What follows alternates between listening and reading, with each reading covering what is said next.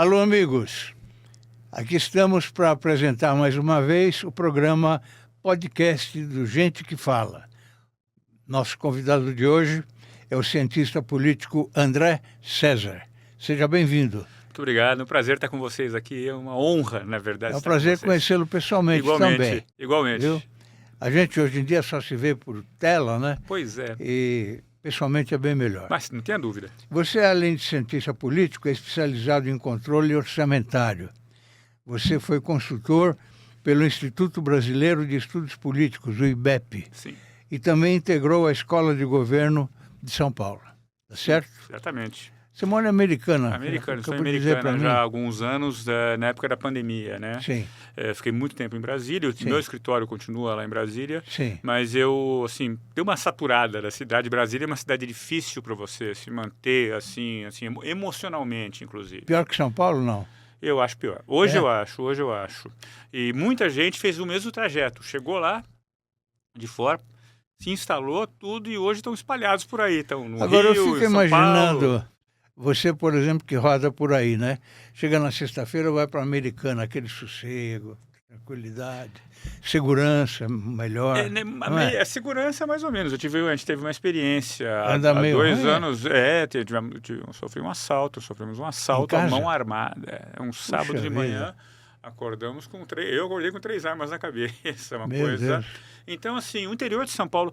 E com esse contexto hoje de PCC, Comando Vermelho, Sim. e a região lá está bastante conflagrada. Inclusive, comenta-se, e saiu na grande imprensa, inclusive no G1, no Estadão, que as duas principais facções estão em guerra na região ali e está assim, quase uma guerra civil.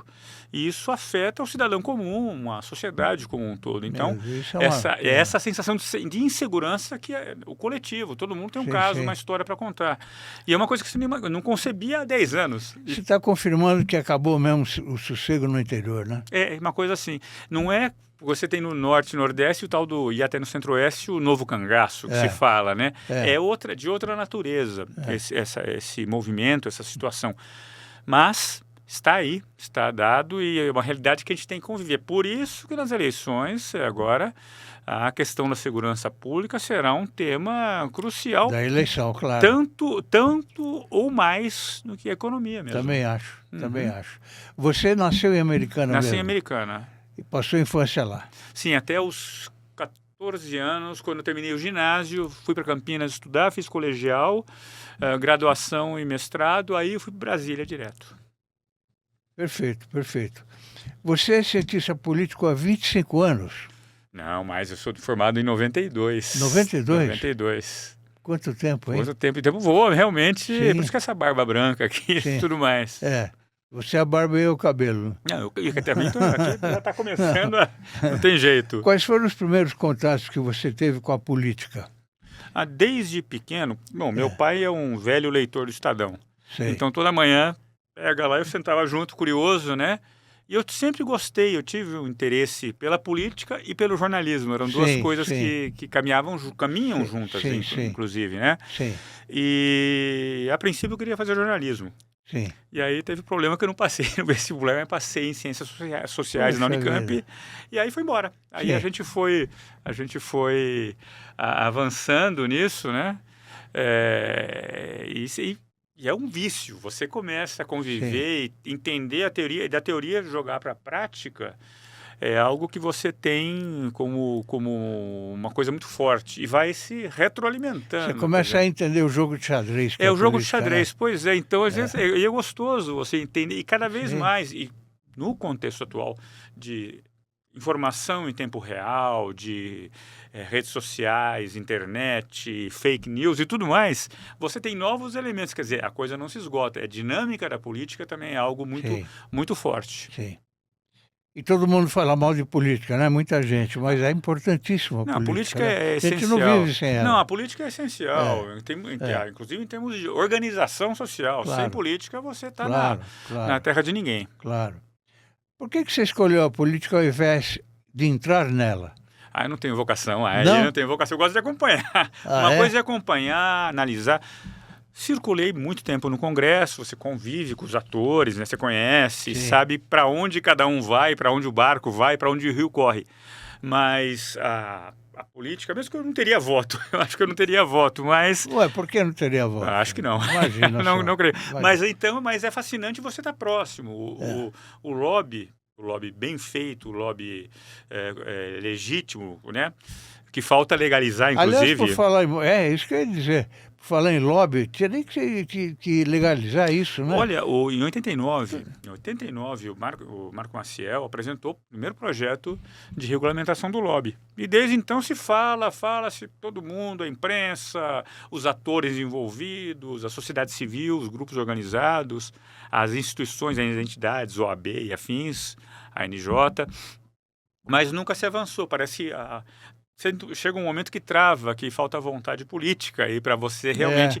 E agora, de alguns anos para cá, criou-se, inclusive eu participei da primeira reunião da ABRIG, Associação Brasileira de Profissionais de Relações Governamentais, que foi uma tentativa, está sendo até hoje, uma tentativa de se fazer avançar de fato, né? Sim. E houve momentos que parecia, agora vai. Não, mas aí sempre tem algum elemento que Eu faz... não entendo exercer essa profissão escondido. Para quê? Não tem sentido. E tem os modelos, tem o modelo europeu, tem o modelo americano. Aí vamos adaptar para o Brasil, para a nossa realidade. Sim. Não é reinventar a roda, não. Você conseguiria, em tese, fazer, mas sempre tem um mas. Exatamente. O que você pode contar para a gente sobre a sua trajetória profissional?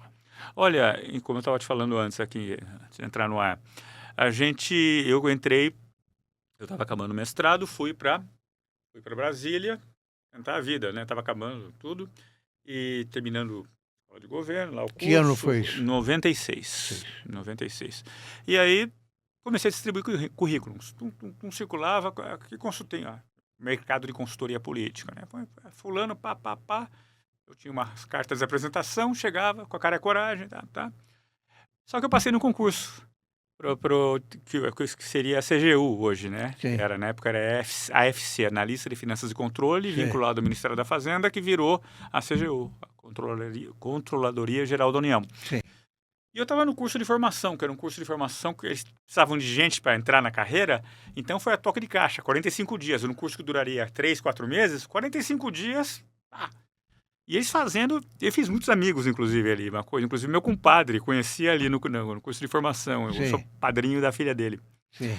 E só que aí, estava no meio do curso, me procuraram. Um dos escritórios que eu deixei o currículo, falou, vem pra cá, vamos conversar. Eu falei, mas eu tô no curso de formação, não, vem pra cá, vamos conversar. Gostei do seu currículo. Então, vamos conversar. E houve uma empatia, vamos dizer assim, do chefão comigo. Sim. Eu falei, só preciso terminar o curso. Eu tenho que botar no currículo a formação aqui na ESAF, né, nessa carreira, só para dar um verniz a mais, inclusive, né? Sim.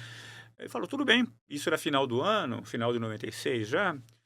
Aí eu falei, eu preciso aí passar o Natal, o Réveillon, dar uma descansada, e aí dia 6 de janeiro de 97, inesquecível isso, 6 de janeiro de 97, que eu, de fato, entrei. Provavelmente o primeiro dia útil. Era o primeiro dia útil, uma segunda-feira. Brasília, as moscas, né? Aquela coisa foi bom para começar. E desde então a gente vai trabalhando, né? E eu fiquei muito dentro do Congresso, mas também acompanhei um período os tribunais superiores, quando não tinham, inclusive, esse protagonismo que tem hoje, Supremo, STJ, né? Era outro mundo, outra realidade. Não havia TV Justiça ainda, inclusive, que vai surgir em 2000, se não me engano. Sim. E política estadual, que é uma coisa que me fascina também, política estadual. Eu gosto desse Sim. xadrez local, regional, sim. Eu acho uma coisa fascinante que deságua, inevitavelmente, em Brasília. Então, é algo realmente bastante interessante. E aí fui ganhando corpo, abrindo um leque de pessoas, conhecendo gente, né? Relacionamento aumentando cada vez mais. Muito. Né? Eu já converso muito com a imprensa, né? De alguns anos para cá. Eu tenho amigos mesmo, jornalistas, uma coisa que da coisa profissional vira uma coisa pessoal. A empatia, realmente, as afinidades. Mas sempre vem a pergunta para você, o que você acha e tal, né? Não, mas aí a gente não foge disso, né? A gente fala de futebol, de música, de cinema, de literatura e muita política. Isso. Você foi sócio da consultoria de consultorias. Sim. CAC, A CAC. CAC e Sim. Prospectiva também. Sim, também. Que lida com análise estratégica, né? Também tudo Essa é a mesma coisa. experiência aí, como foi? Na verdade, você vai ampliando um pouco o seu leque É, e tem tudo a ver, na verdade. Uma coisa é complementar a outra. Então, você com a sua expertise, você é um desafio novo. É um desafio novo, mas dentro desse desafio você tem já aquelas ferramentas que sim, vão agregar valor Sim. ali a esse processo. sim. Então, sempre você vai ganhando. Você vai ganhando. E a gente passa a vida se reinventando, né? Não tenha dúvida. É, E isso que é o bom. é. Se você também parar, ficar ali sentado, É. aí não tem Não sentido acontece algum. nada. Não acontece nada. É. Como é que você descreveria o atual ambiente político brasileiro? Olha, eu diria que é boa pergunta, hein? É inédito, né, o que nós estamos vendo. É um momento único. Essa eleição que se aproxima será a eleição mais competitiva, mais difícil desde a redemocratização, não é? Tudo pode acontecer, os fatos estão aí e a cada dia a dinâmica da política se fazendo presente, né? E cada dia algo novo que mostra que nós estamos num terreno da total e absoluta imprevisibilidade. Então, e com outros elementos em campo, uma guerra, dois conflitos pelo Sim. menos importantes lá fora, Sim. que impactam a nossa economia, nosso dia a Claro, dia, claro. né? Então tudo isso se soma, né? E você vê que essa tal polarização, que hoje se fala muito em calcificação, né? A ciência política norte-americana começou a falar isso e adaptamos ao Brasil. Então, essa polarização que a gente fala, não, foi naquele período pós-Dilma, até a primeira eleição do Bolsonaro em 18, vai acabar a partir dali? Não, parece que só agudizou, né? A situação só aumentou, só piorou. Uma coisa que eu queria saber de você. Há muitos escândalos por aí.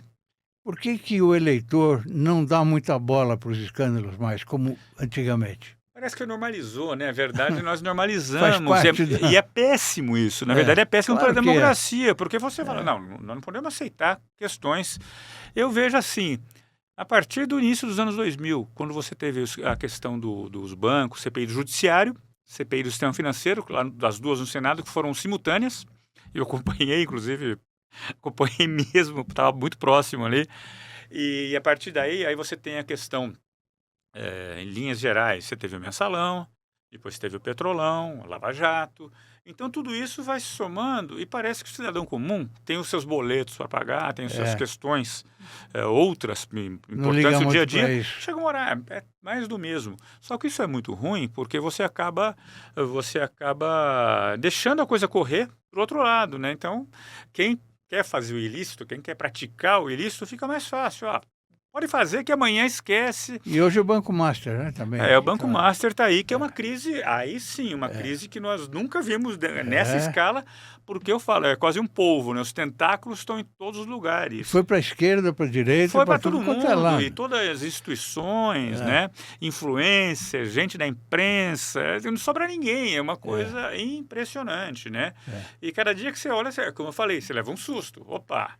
Como é que uma pessoa como o Vocaro, ele consegue tanto dinheiro para mexer e levar as pessoas importantes, né, políticos e etc. Quando surgiu o nome do Vocaro, isso foi no final de 2024, que a imprensa começou a prestar atenção no desempenho do Banco Master, eu lembro de uma matéria da revista Piauí que ela fala, vai conversar com ele no primeiro momento. A primeira imagem dele, a foto dele lá com o símbolo do Master, ele todo aquele jeitão.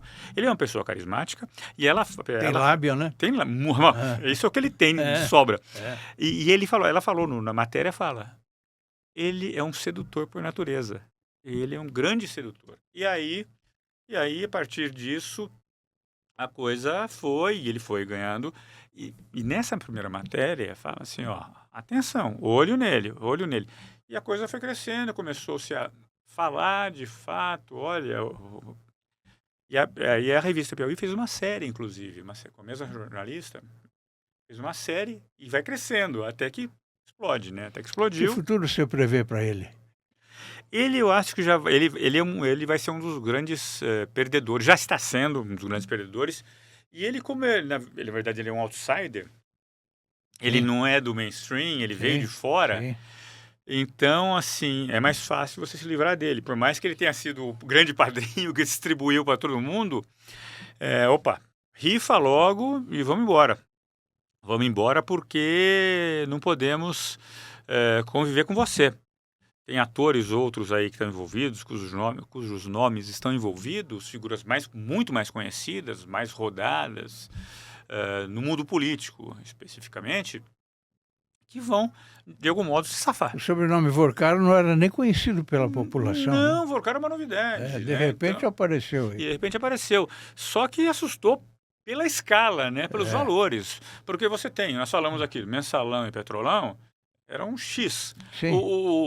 O Vorcaro é X vezes 10, o Master é X vezes 10. É muito dinheiro, um dinheiro assim que parecia que ele rasgava, assim, vai estar aqui, dá uma festa ali, o que você está precisando? Está aqui. Né? Apartamento aqui em São Paulo, pá. Falando casa. em milhões, bilhões. É etc, bilhão, é né? bilhão. Isso que assusta, isso que incomoda até. A rejeição do Jorge Messias por Supremo, como é que você analisa? Porque parece que o presidente quer lançá-lo novamente. Tá circulando isso, né? Eu, na minha avaliação, quando surgiu o nome do Messias e tinha outros nomes, Rodrigo Pacheco, né? Bruno Dantas, que está deixando o tribunal do TCU, inclusive, né? Para entrar na iniciativa privada. Mas quando saiu o nome do Messias, eu falei, é um erro.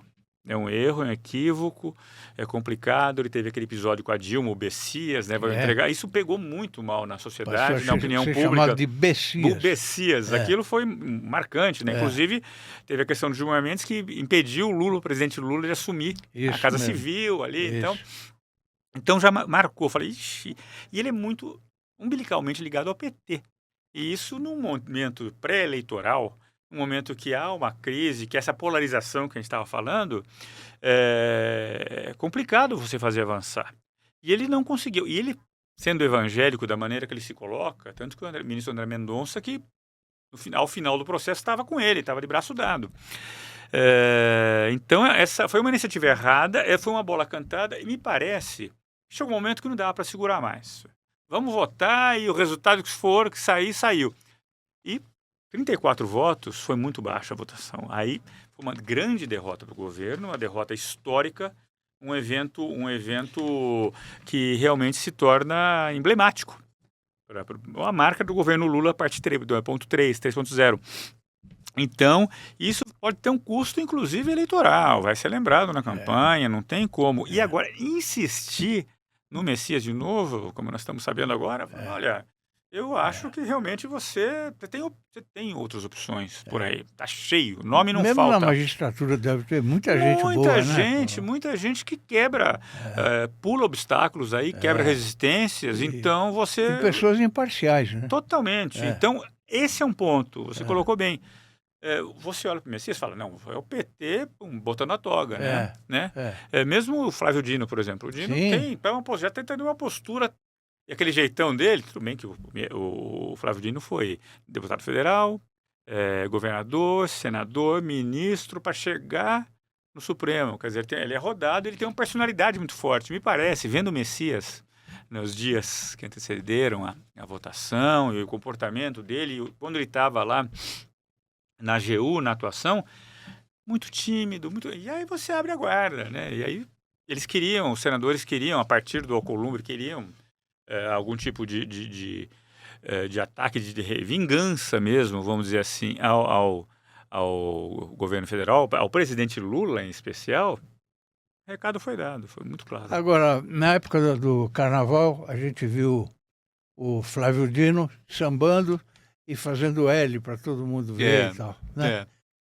Quer dizer, um ministro fazer aí que tá que eu estava falando antes também. O problema do Supremo hoje é esse protagonismo excessivo, essa coisa que a gente brinca, né? Você não sabe escalar teu time, os 11 do teu time, mas os 11 ministros do Supremo você tem de cabeça, decora e salteado, né? E sabe, tem informações, inclusive. Sim, então, esse é um problema, é uma coisa bastante complicada, ruim, e que muitas vezes, como diz meu pai, o Supremo extrapola aqui, extrapola ali, e tem que dá um freio aí, né? Tem que acertar, porque senão a situação complica mesmo. Recentemente foram divulgadas mensagens do Flávio Bolsonaro pedindo dinheiro ao ex-banqueiro Daniel Vorcaro para a produção do filme, né, do presidente. É, isso não derruba a candidatura dele? Olha, é aquela questão, né? Porque sempre tem a Voltando à defesa. questão dos escândalos, né? Então, você, claro que você abala muito, mas existe a mesma coisa, o custo político de você retirar uma candidatura. Tudo bem que é uma pré-candidatura, não chegamos na época das convenções ainda, começa só na segunda quinzena de junho, e aí vamos estar em Copa do Mundo, então tudo vamos estar em outra realidade, né? Mas, de fato, o custo político. Agora, isso abre fissuras nesse polo político, no caso a direita e o bolsonarismo mesmo, então abre-se uma guerra, né, entre facções, vamos dizer assim, não falando mal, não entrando no mérito deles, mas é uma guerra que se abre e é uma questão bastante delicada. Claro que o pré-candidato, no caso o Flávio, ele tenta segurar até o limite, né? Não, daqui eu não saio, né? Daqui eu não saio, mas há um abalo. Agora, tem que se dar o direito, sempre dar o direito de defesa, você não pode também simplesmente jogar aos leões, né? Você tem que ter calma nesse processo. Você acha que o Caiado e o Zema vão subir? Olha, eu vejo mais o Caiado. O Caiado tem mais, digamos, lastro para subir, né? A questão do Caiado, é que se o PSD, partido dele, partido de Gilberto Kassab, tem real interesse em fazê-lo crescer. Porque a gente sabe que o projeto político do PSD, Kassab, é fazer uma bancada forte, em especial na Câmara dos Deputados. Mas, claro, também no Senado, nos estados, né, fazer Onde governadores. puder, claro. Sim, porque na Câmara é que as bancadas que dão dinheiro, né, que os fundos, quanto maior a bancada, mais recursos entram nos cofres do partido, o que é legítimo, claro. Então, aí você ter uma candidatura presidencial forte, um palanque forte central, isso ajuda muito nesse processo, nesse projeto. Então, nesse sentido, mas tem que ver até que ponto, até quanto o Kassab, na condição de líder principal, grande liderança do PSD, tem interesse em investir nessa candidatura Caiado. Então, esse é um ponto importante. Mas, de todo modo, vai compor. As coisas podem sempre vir um objeto de composição, né? O Kassab é uma figura importantíssima na eleição, né? É uma E figura já vem vindo central. assim há alguns anos. E é engraçado que o bastidor dele é impressionante. Ele joga lá atrás, né? Ele não aparece no centro da cena, pelo contrário. E todo o governo, entra governo, sai governo, independente, Dilma, Temer, Bolsonaro, Lula, agora, Kassab sempre está presente. É o onipresente que eu falo. E ele é uma figura cativante também, né? Sim. Ele é muito educado, ele cumprimenta muitas pessoas. Eu já tive, quando ele era tem ministro... memória boa. Não, muito boa. Isso é um ativo fundamental em política. Eu tive uma reunião com ele, com um grupo de clientes, quando ele era ministro não sei se era do interior, ou da ciência e tecnologia, ou cidades, acho que era cidades. Sim. E eles sentaram só ouvindo, ele ouve muito, né? Então você fala, apresenta suas demandas lá, e eu falo, gente, falando, bom, tudo bem. E ele entregou algumas coisas das demandas legítimas, inclusive. Sim. Mas ele, isso daqui eu posso atender, isso daqui não. Mas ele, inclusive, ele é muito cristalino, transparente nesse processo. Isso daqui vai, mas isso daqui, desculpa, não tem jeito. Daria para a gente considerar o caso Master como uma espécie de lava-jato do centro-direita, não? Eu falei isso outro dia, né, no outro programa. Eu falei exatamente isso. Eu acho que realmente é a lava-jato do centro-direita. Claro, com características próprias. É outro bicho, né? Outro animal político, outra questão. Mas você pode fazer algum tipo de analogia, uma simetria aí entre essas duas questões que são emblemáticas e sempre decisivas para o futuro do país, para o presente e para o futuro do país. Então, sequelas, vai ter sequela, a coisa não vai ficar impune. Essa eleição vai ser muito importante. Não, essa é a grande eleição. E eu digo que isso é um chavão, um clichê, mas a eleição para o Senado vai ser a mais importante. A grande trincheira vai ser o Senado. Essa questão do Supremo. Sim. Projetava-se, hoje está sempre refazendo os cálculos, mas projetava-se que essa centro-direita, muito, inclusive, vinculada ao bolsonarismo, faria uma bancada muito forte. são 2/3 da casa que vão ser renovadas, né? Então são 54 cadeiras em disputa, e projetava-se uma bancada assustadora. E aí já se fala, olha, ministro Supremo, a questão do impeachment entra em pauta. Inclusive a derrota do Messias também tem esse sinal, foi um recado mandado, olha, então vocês fiquem espertos aí, ministros, atuais ministros Supremo, porque nós não estamos para brincadeira não, o jogo aqui é bruto, né? Só que a crise master deu aparentemente uma mexida. Mas a pesquisa Quest, divulgada em meados de maio, uma questão fundamental, uma a maioria da opinião pública, da população, é favorável a eventuais afastamentos de ministro Supremo. Isso é um ponto.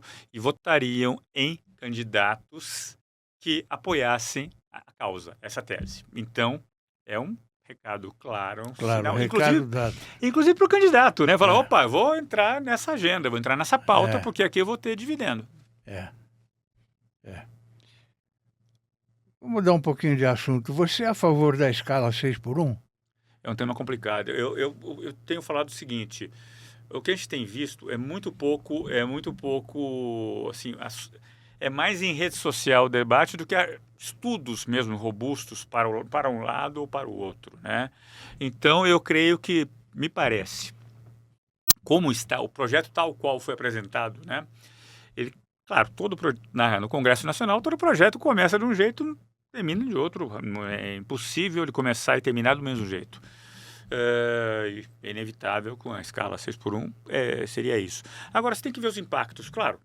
É uma tendência global, os países envolvidos têm aplicado esse modelo, né, revisado esse modelo do 6.1 para 1. Agora, a regulamentação é que vai ser difícil. Não, né? É tudo São complicado. Muitos segmentos. São muitos segmentos. E tem cada um com a sua especificidade. Eu comparo a regulamentação com a regulamentação da reforma tributária. E foi difícil, foi um parto de décadas para aprovar. Eu participei dessa última que foi aprovada. Inclusive, a gente teve muito êxito nós, minha equipe, participando desse processo. Mas nós falamos assim, ganhamos agora, mas agora é que o bicho vai pegar, porque você vai ter a regulamentação. E é uma questão, você tem essas divisões aí, essa coisa dos estados, municípios, quem que vai gerir o quê, os recursos, a União ali, e ninguém quer perder, né? Alguém tem que perder, alguém tem que ceder. E o caso desse 6.1 também, você vai ter que ter compensações setoriais, como é que fica? Eu temo pelo aumento do desemprego, mas assim, não tenho condição de manter, então... o empresário vai dançar, né? Não, o empresário vai ter problema. Depende do setor, depende da escala da empresa dele, do empreendimento dele, ele vai ter problemas. Isso a gente conversa e faz sentido, muito sentido. Então, eu temo sempre essas discussões também de afogadilho. Em ano eleitoral, abre-se, o perigo. Eu ia falar isso, eu ia perguntar isso para você. Ano eleitoral. Deixa para depois. Não, é uma questão... Hoje é uma medida eleitoral. Totalmente. E tudo bem, você tem... O governo de plantão, seja quem for, vai usar instrumentos que nós estamos vendo. Inclusive o governo Lula, como o governo Bolsonaro usou em 22, na campanha para a reeleição. E agora o presidente Lula também, usando os instrumentos. E isso é muito ruim. Isso é muito complicado, isso é muito delicado, e você vê a qualidade da política implementada. Depois a conta chega, né? A questão da gasolina, 89 centavos por litro, né, de abatimento ali, alguém vai ter que pagar. A conta vai chegar e vai dar problema, dar problema. Quer dizer, e você é candidato à reeleição, você implementa essas políticas aí de benesses, né? Pacote de bondades. Você é eleito, você é reeleito, você vai assumir, você vai pisar na armadilha que você armou. Então, esse é outro problema. Então, não é confortável, para ninguém e nós já vimos isso. Conheça o Prevente Mais, o plano da Prevent Senior para somar saúde. Com unidades temáticas exclusivas, cada cuidado se transforma em uma experiência única. Uma ampla rede credenciada, sempre perto de você. Remoção aérea que garante segurança em qualquer lugar. É mais confiança, mais qualidade e mais tranquilidade que só o plano pioneiro em em cuidado com os sêniors pode oferecer. Prevente Mais, porque cuidar bem é entregar mais. Você é a favor ou contra a reeleição? Eu acho que o modelo está errado. Eu sou favorável àquele modelo de 5 anos, 5 anos. sem Perfeito. reeleição. Claro que o presidente, o governador, o prefeito, nos 5 anos, mesmo sem a reeleição, ele vai tentar fazer o candidato dele, né? Ele vai, o ungido dele. Então, vai fazer também, vai tomar medidas. Mas a reeleição pura e simples torna tudo muito mais explícito, mais cru. E esse mais cru é pior para todos, pior para a democracia como um todo. Primeiro ano, senta na cadeira para conhecer. Segundo ano, trabalha. Terceiro ano, trabalha. No quarto ano, já é eleição. O terceiro ano é o crucial, né? Quer dizer, já senta pensando na reeleição. Pensando na reeleição, exatamente. Então, esse é um problema sério. E a maneira também como foi criado o Instituto da Reeleição no Brasil, lá no governo Fernando Henrique, em 97, Sim. Foi algo bastante assodado, né? Foi uma maneira assim, porque havia o receio do crescimento do presidente, do então candidato Lula, né? Então vamos fazer a votação e foi um esqueleto, infelizmente, num governo que eu reputo muito bom, que deixou belos frutos aí, que foi o governo, foram os 2 mandatos do Fernando Henrique. Sim, foi, exatamente. Então, assim, mas a maneira como se deu a discussão, o debate e a velocidade, né? Foi um negócio assim, cara, Câmara aprovou, Senado aprovou, acabou.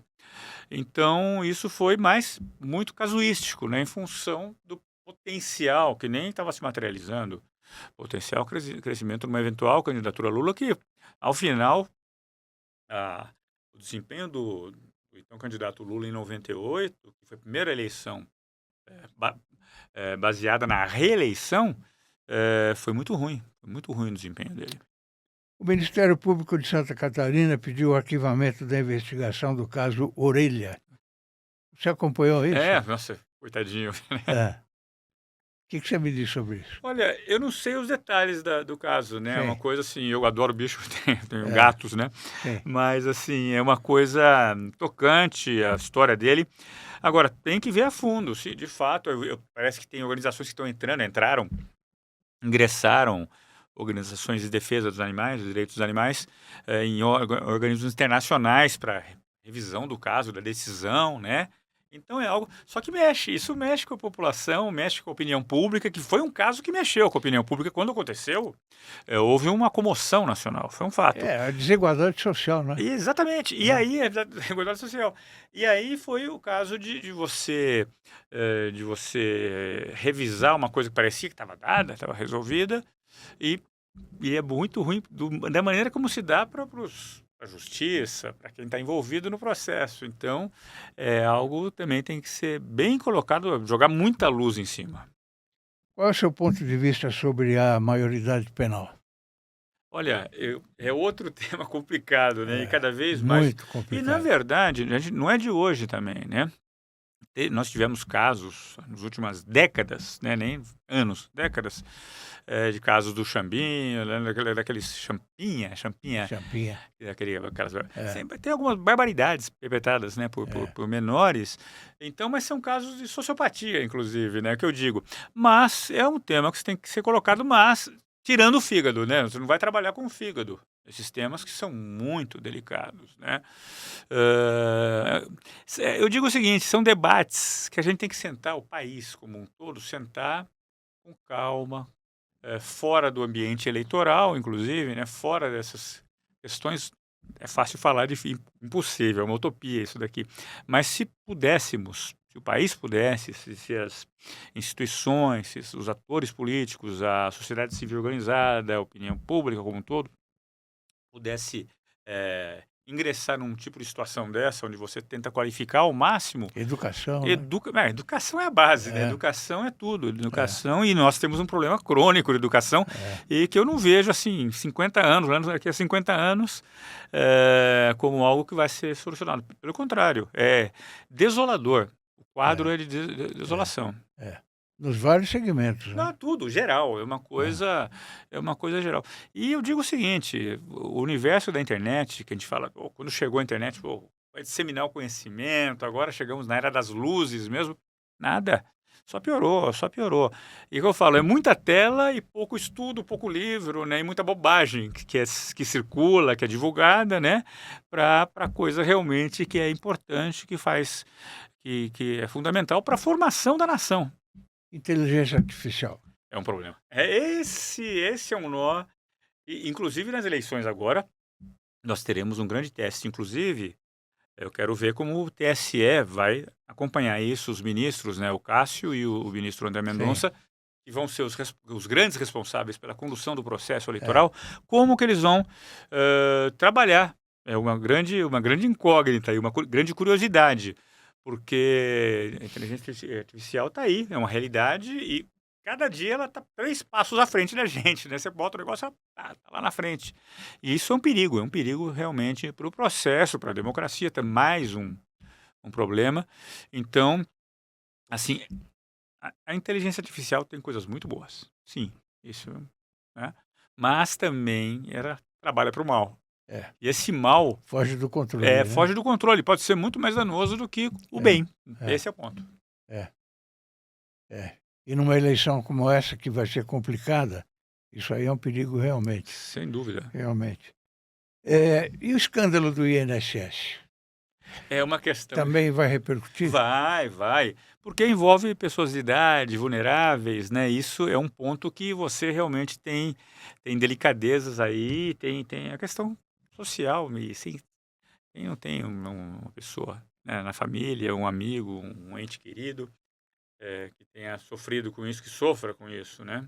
Então, e como envolve nomes ligados ao governismo, né? Então, ficou mal resolvido, na verdade, tudo ficou mal resolvido, ou não resolvido, como queira. Então, isso vai ser usado bastante na campanha, e tem que ser resolvido. Eu acho que não pode também passar pano e vamos embora, pô, virou a página, não. Tem páginas que não se vira.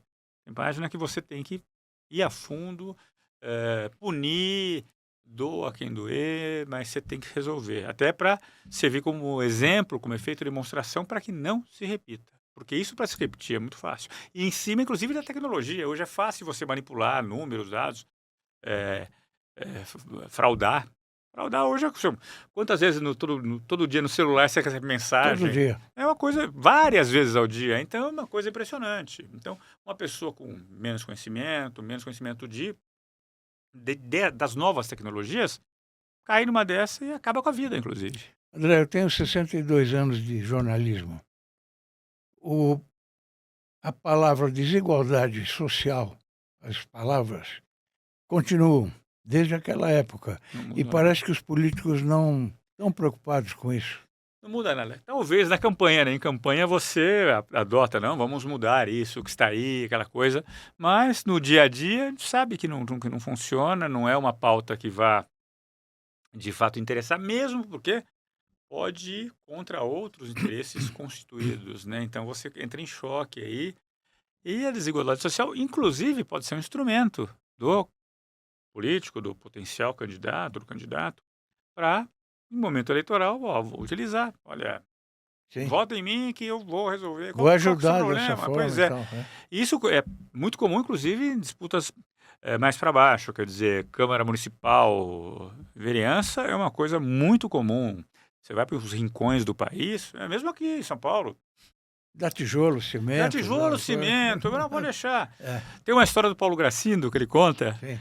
Ele foi uma vez, falaram para ele, quando era jovem, ator, ele foi candidato, falaram, você deve ser candidato a vereador aqui no Rio. Aí ele foi. Beleza, todo empolgado com a equipe dele, montou a equipe.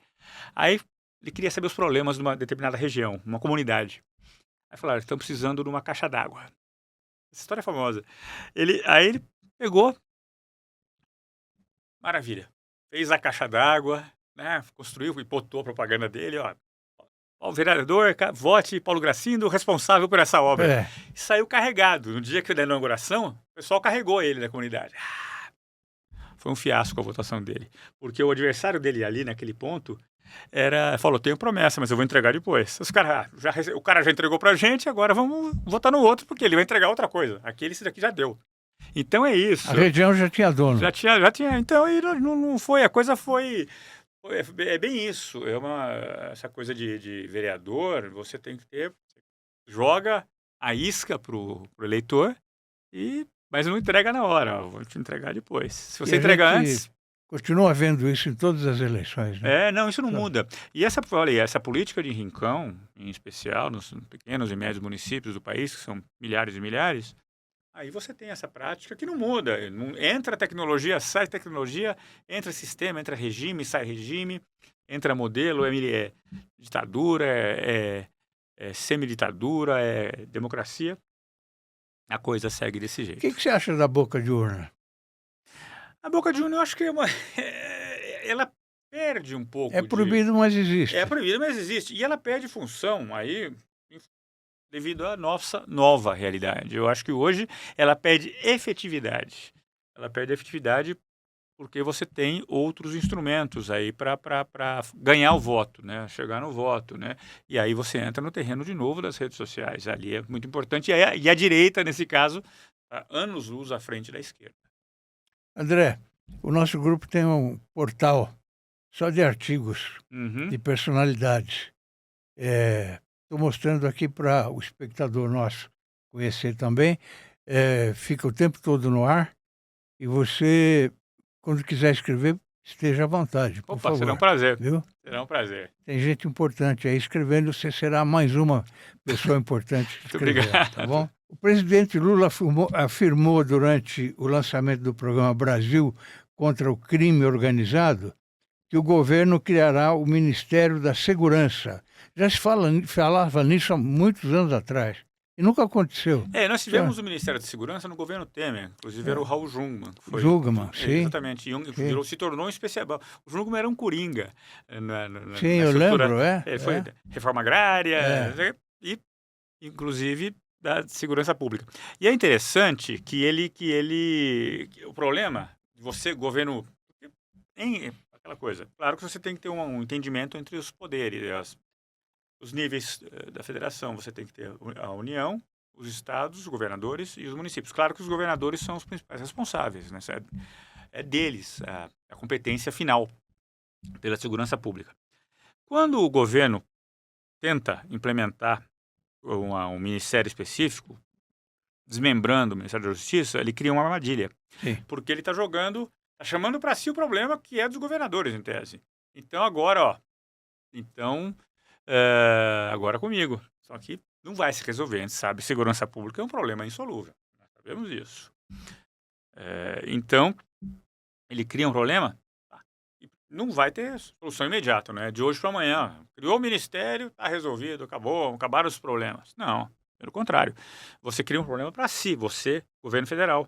Porque vão olhar para você, tá vendo agora? De fato, você é o responsável por isso.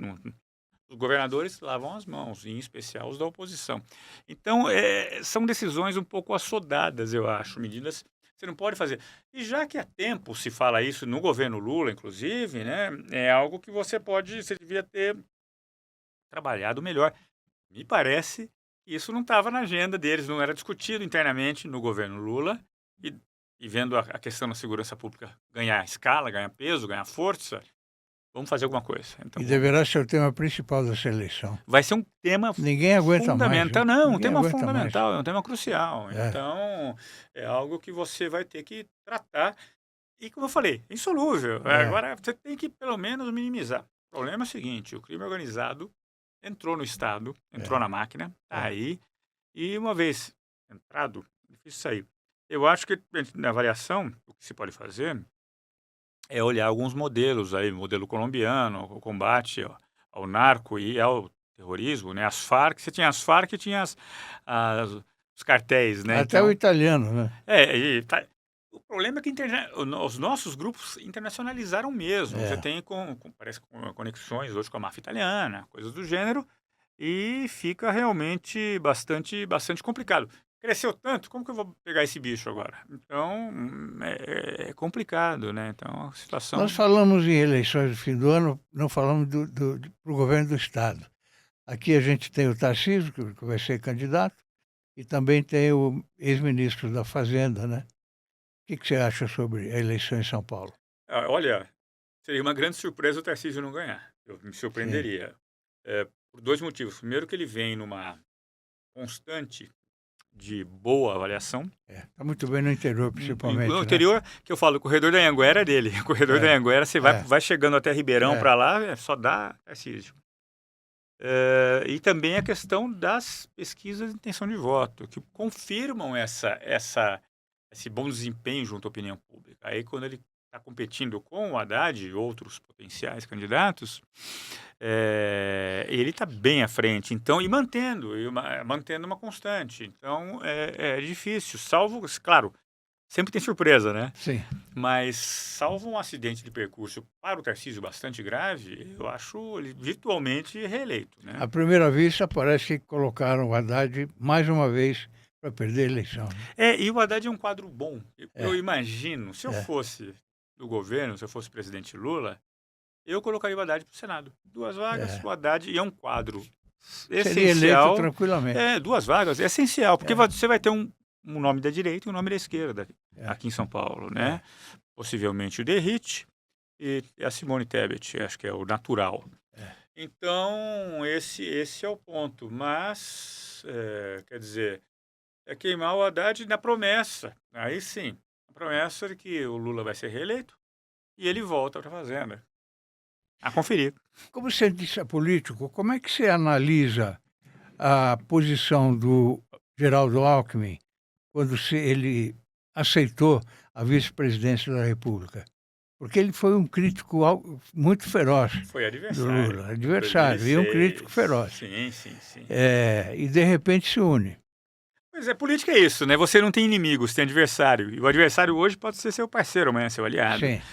E o Alckmin entrou tão logo ele perdeu em 18, com aquele desempenho pífio, né, que se esperava muito, ele voltou para si, foi voltar a clinicar, né, foi trabalhar na medicina, voltou à medicina, mexeu com acupuntura, inclusive, voltou para o interior, voltou lá para Pindamonhangaba, terra do meu avô, inclusive, terra do meu avô, Pinda.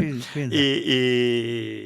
Mas aí ele viu que ele tem o vírus da política, né, ele carrega com ele, então ele sentiu, só que ele falou, preciso me reinventar. E o PSDB acabando, o PSDB virando uma figura irrelevante do que era aquele monstro na gestão Fernando Henrique, e mesmo depois, virou um animal irrelevante no mundo político brasileiro. Outros atores, outros grupos tomaram o lugar e a política não comporta vácuo, né? Então o Alckmin falou, olha, vou ter que me refazer, me recriar.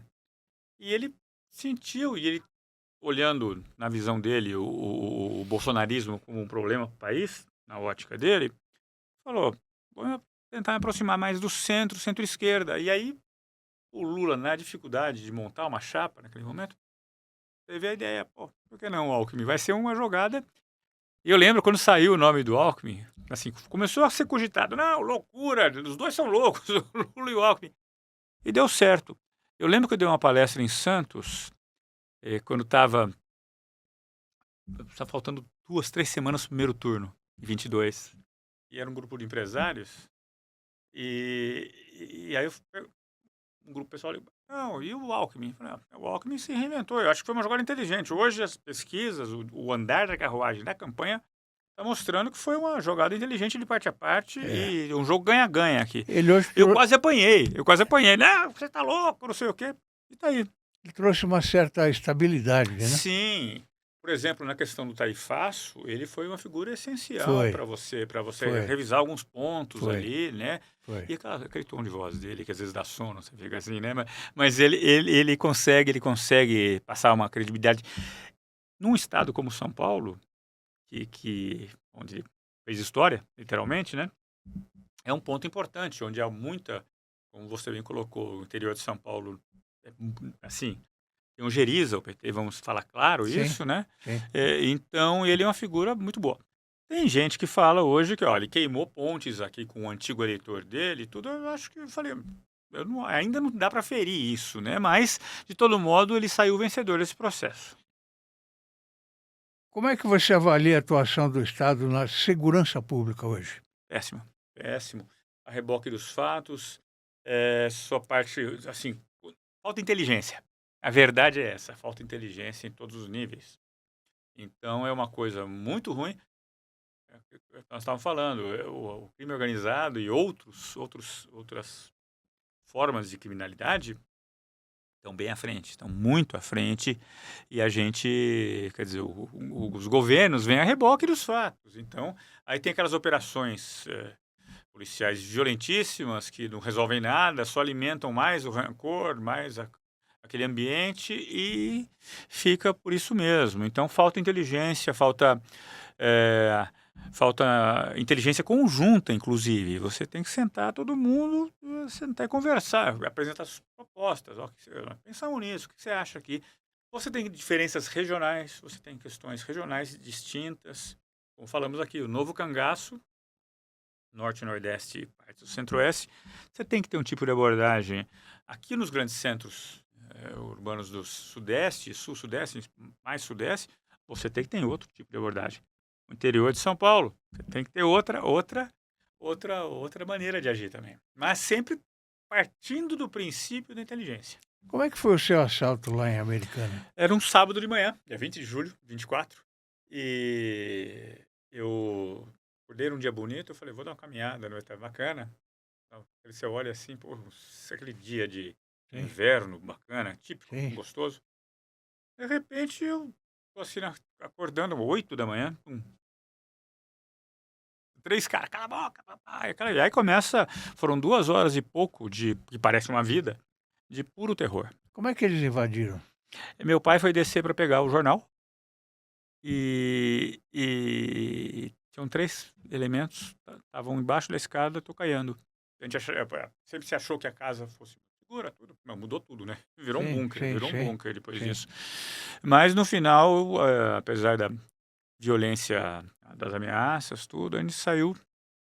Mexeu muito com vocês? Eu fiquei um mês sem dormir.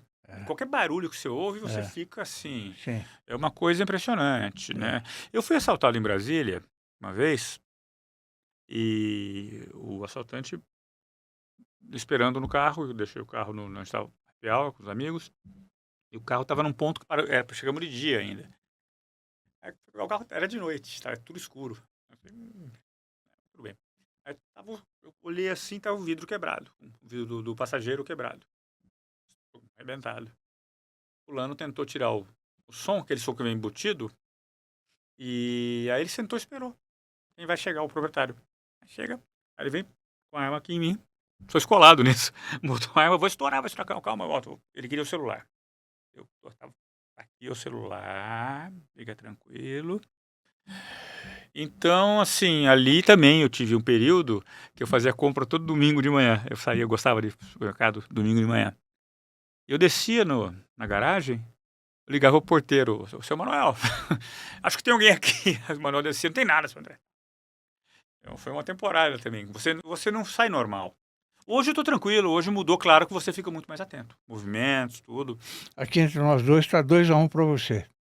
Eu fui assaltado uma vez só, em frente a uma farmácia.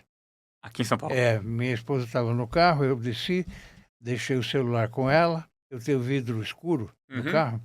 Eu desci, quando eu dei 3 passos, veio uma moto com 2 caras. Moto assusta. A arma na cabeça, queria aliança, queria o relógio.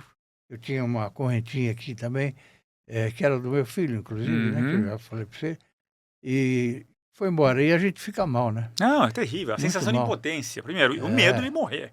Primeiro que é muito frágil. Aí você realmente vê como que a gente não vale nada. Nós somos nada. Nós somos pó. E eu 3-1, então, porque fui assaltado em Salvador também. Também? Eu e um amigo chegando... Aí foi bobagem, foi erro nosso de ação, que a gente estava no apartamento de uma amiga nossa que emprestou. E nós pegamos um táxi, a gente estava no Pelourinho, para voltar lá para Ondina, onde a gente estava. E estudante, no Durango Kid, vamos parar aqui, desce um pouco. E descemos numa esquina que era 2 quadras, mas vamos andar 2 quadras.